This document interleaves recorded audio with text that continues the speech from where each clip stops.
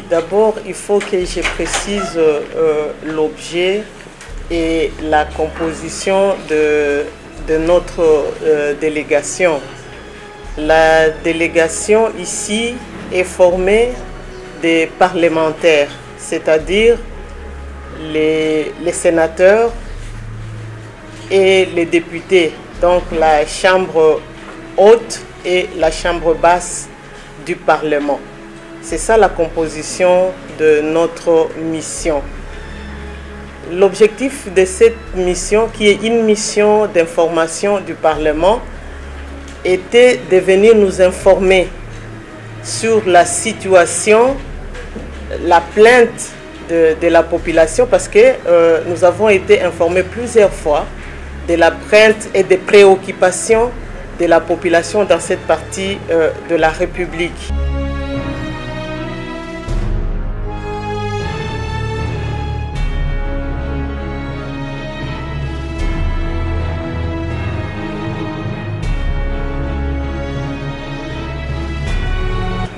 Et c'est ainsi que le Parlement a décidé d'envoyer une mission d'information pour nous enquérir de la situation. La situation, vous savez qu'il y a des préoccupations, des perturbations politiques de l'autre côté de notre frontière, c'est-à-dire au Burundi. Et quand il y a des perturbations politiques dans un pays voisin, les conséquences se ressentent toujours dans les pays les plus proches. Et nous sommes les voisins les plus proches du Burundi. Et c'est ainsi qu'il y a des problèmes. Par exemple, le problème des mouvements des populations.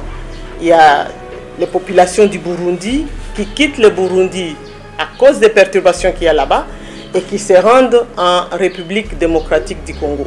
Il y a ces conséquences-là. Les populations là sur place, ils peuvent entraîner d'autres conséquences. Par exemple, le problème d'environnement. Ils auront besoin du feu, ils auront besoin de l'eau, ils auront besoin de toute autre chose. Et ça aussi, ce sont des problèmes que nous devons regarder ici, chez nous, en République démocratique du Congo. Voilà la raison de notre mission. Et principalement, nous avons été informés des infiltrations des gens qui ne sont pas entrés par la voie normale. Parce que il y a ceux qui entrent par la voie normale pour venir chercher la sécurité et que vous pouvez, qui doivent être pris en charge par des services compétents. Et il y a d'autres qui cherchent à rejoindre la République démocratique du Congo par des voies détournées. C'est ça ce que nous appelons des infiltrations. Et ils viennent pour quelles raisons? Voilà ce dont nous avons été mandatés par l'institution Parlement. Merci.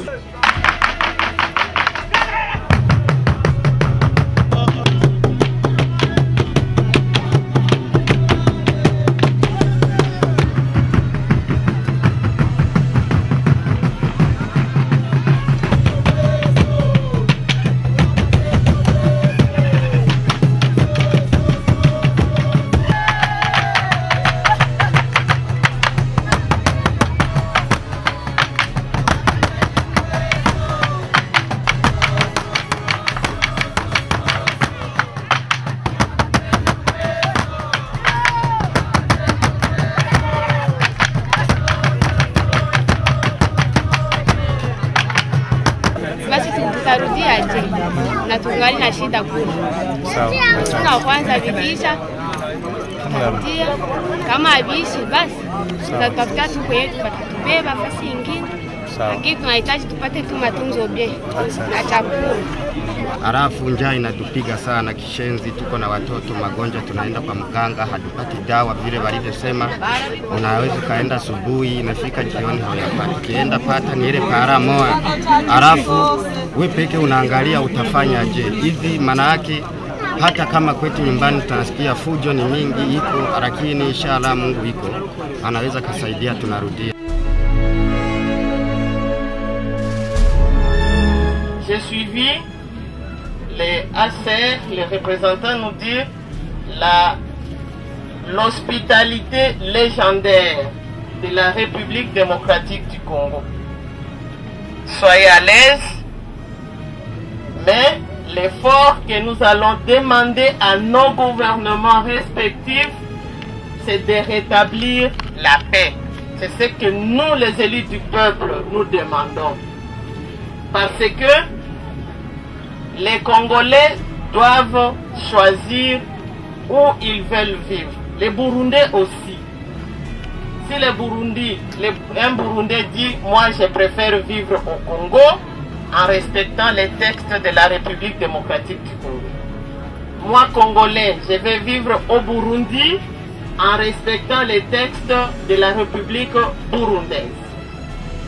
Mais si vous sortez de ces textes, vous perturbez l'ordre et nous, les députés, nous allons faire notre pression sur nos gouvernements respectifs. Dans notre cas, nous allons faire une pression sur notre gouvernement de la République démocratique du Congo pour rétablir la paix.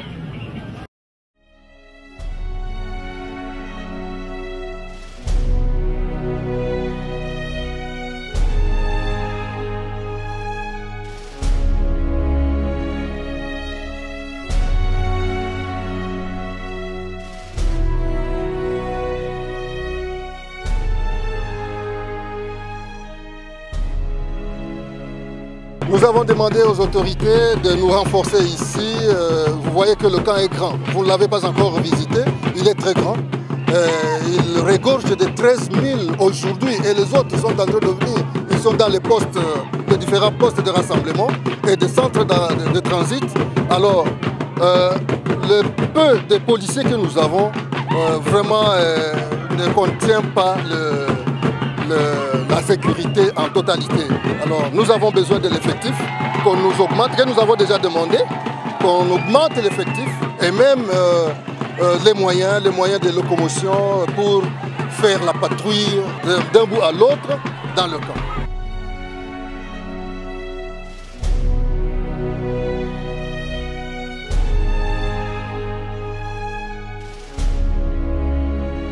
Nous pensons que après nous être entretenus avec les différentes couches de la société, c'est-à-dire la société civile, les confessions religieuses, les jeunes, les partis politiques, les commerçants, les communautés locales, et après ces échanges, nous avons eu des informations constantes.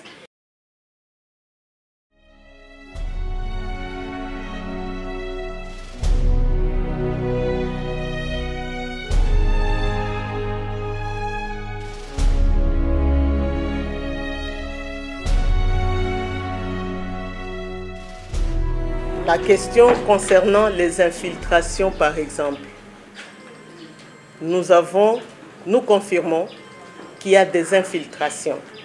Il y a les infiltrations qui s'opèrent entre, c'est-à-dire ces gens qui n'entrent pas d'une manière officielle.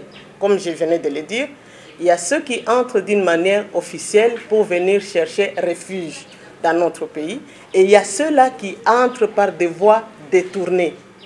Et c'est là, toutes les couches de la société nous ont confirmé, même les services compétents. On trouve même des sites là où ils se reposent, où on trouve des boîtes de conserve utilisées et on trouve même des champs. Pour le moment, pour notre territoire, nous ne savons pas qu'est-ce qu'on va prendre comme produit végétal. Donc l'agriculture est décimée. On détruit même les champs. Et dans les sites de pause, là où ils se reposent, ils montent encore. Mais nous ne pouvons pas dire pour le moment, on peut aller à tel endroit où on va les trouver, qu'ils sont fixes. Non, ils sont toujours en mouvement. C'est un mouvement dynamique vers même les forêts de haut plateau. nous en tant que confession religieuse, nous avons confirmé l'entrée massive des infiltrés. C'est clair, et les responsables sachent ça, les services de la sécurité sachent ça. Ce n'est pas à cacher, c'est clair, c'est visible, et ils connaissent même l'endroit où ils sont en train d'être formés, c'est reconnu. Alors, c'est pourquoi nous avons montré dans la réunion que c'est clair, ce n'est pas caché, que le gouvernement congolais ne néglige pas, qu'il prenne cette situation au sérieux. Nous sommes venus nous joindre aux autres pour parler de la sécurité dans notre territoire. Et nous avons promis que nous allons sensibiliser nos fidèles pour dénoncer tous les mal, pour dénoncer toutes les infiltrations, pour dénoncer tout ce qui porte illégalement des cartes de lecteurs et qui ne sont pas congolais. D'ailleurs, le service de sécurité, disons l'armée en soi, elle nous avait présenté un jour 36 infiltrés, 36 assaillants d'origine rwandaise. Donc ça veut dire que c'est un fait réel. Il n'y a pas à suspecter que c'était une suspicion, là, une hypothèse. Non, c'est un fait réel que Uvira est infiltré par des éléments rwandais et qu'on ne connaît pas ce qu'ils veulent faire quoi. Au cours des échanges, les jeunes ont été d'accord que les infiltrations sont probantes. On a donné même certaines pistes ou certains sites où ces infiltrés passent, surtout dans la plaine de la Ruzizi. On a même dit qu'il y a des gens qui sont déjà arrêtés au niveau du bureau du secteur opérationnel Sud Kivu. Ces cartes de lecteurs-là qui sont entre les mains de ces infiltrés ne sont pas venus territoire d'Uvira. Parce que dans la plaine de la Ruzizi, vous ne pouvez pas trouver un secrétaire informaticien qui peut facilement vous saisir une lettre convenablement. Alors il ne peut pas être en mesure d'imprimer une carte de lecteur. On s'est rendu compte que ces cartes-là viennent surtout des pays voisins, surtout les Rwandais et les Burundi. Mais aussi, il y a des kits. En 2011, à Uvira, il y a un ami qui a dit que les 2 kits ou 3 kits avaient été volés. C'est pourquoi nous avons recommandé à ce que, en tout cas, ces cartes-là soient revues. Pour que nous passions à des élections, avant l'échéance de novembre, nous passions à des élections transparentes, crédibles, qu'il n'y ait pas de contestation comme quoi il y a des infiltrés, des gens qui ne sont pas congolais qui ont voté. Les services de l'État, les services compétents nous ont confirmé qu'il y a des infiltrations qui se font. Et même, comme je l'avais encore dit précédemment, quand nous sommes arrivés, on nous a présenté ceux qui venaient d'être appréhendés par les services, par l'armée. Je confirme la présence des infiltrés parce qu'ils sont ici présents et physiques. Ils sont là. Si on avait arrêté 36, parmi les 36, il y avait 6 qui étaient mineurs et les autres sont gardés ici. Ils détiennent des cartes de lecteurs congolaises et qui pouvaient les faciliter à traverser comme des sujets congolais alors que c'était des Burundais. Non, je sais que les services de renseignement ont capturé des gens qui déclarent qu'ils venaient du Rwanda et qui devaient mettre du grabuge à Bujumbura. Mais bon, vous savez, moi, on m'a appris quand l'enquête est en cours, il ne faut pas tirer des conclusions. Mais on a arrêté des gens qui disposaient de cartes d'électeurs, ou la carte d'électeur et notre carte d'identité. Pour le moment, j'espère que c'est l'occasion même pour la CENI de réfléchir sur ce que nous devons faire. Alors, ils sont des Burundais. Au lieu de prendre la voie officielle pour arriver en République démocratique du Congo, ils ont préféré passer par des frontières obscures, si je peux le dire ainsi, parce que ils nous ont dit qu'ils ont traversé à l'aide des bidons vides. C'est à l'aide des bidons vides, quelqu'un qui cherche à atteindre un pays par la nage à l'aide des bidons vides, c'est-à-dire il ne veut pas entrer officiellement dans ces pays-là. Et ça, ces informations, nous les avons recueillies. Donc nous avons été édifiés et ceci par les différentes couches de la société.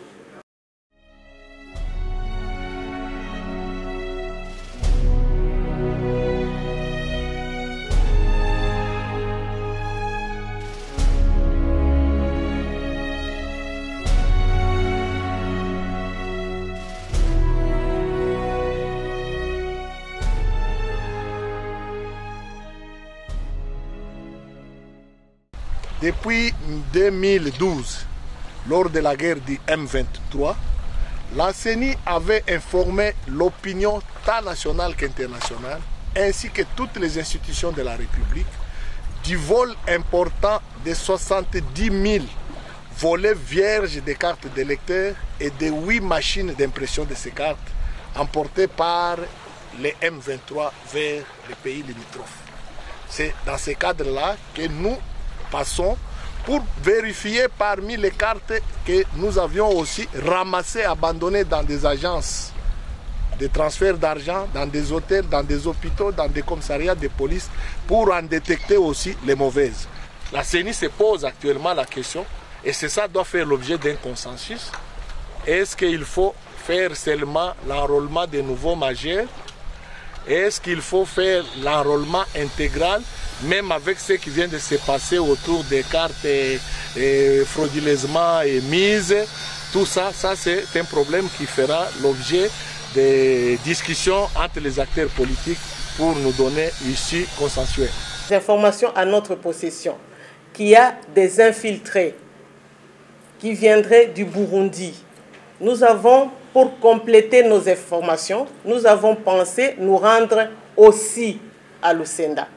C'est ainsi que nous nous sommes rendus à Lusenda pour recueillir des informations sur la vie, sur l'encadrement de ces réfugiés qui vivent à Lusenda.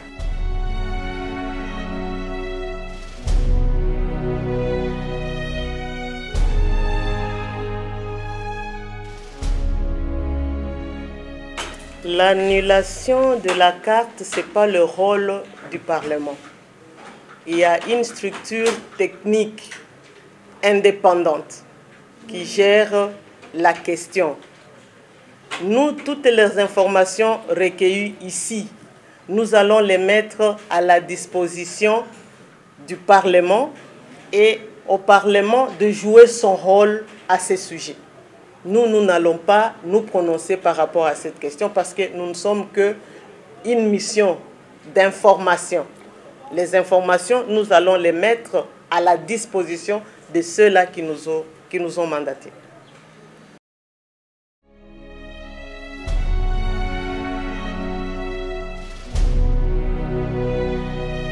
Nous voudrions faire au gouvernement la recommandation de traiter avec attention et prudence la situation qui se prévaut dans le Kivu. Nous l'avons caressé de doigts nous-mêmes.